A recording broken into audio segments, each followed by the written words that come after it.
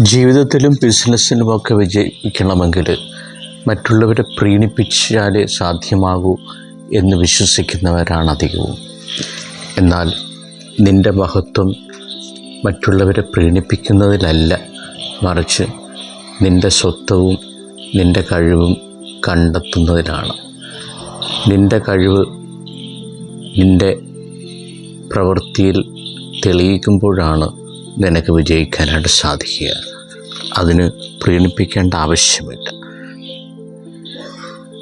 ലോകാനുവർത്തം ത്രക്ത്വാ ദേഹാനുവർത്തം ശാസ്ത്രാനുവർത്തനം ത്രക്ത്വാ സ്വാധ്യാസ്യാപനയം കുരു. വിവേക ചൂടാമണിയിലെ ഒരു ശ്ലോകമാണിത്. ആളുകളെ പ്രീതിപ്പെടുത്താനുള്ള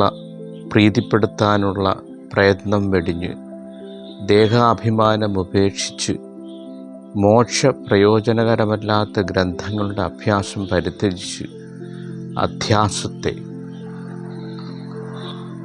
അഹന്ത മമതകളെ നശിപ്പിക്കുക. അപ്പോഴാണ് നീ വിവേകമുള്ള മനുഷ്യനായിട്ട് തീരുക.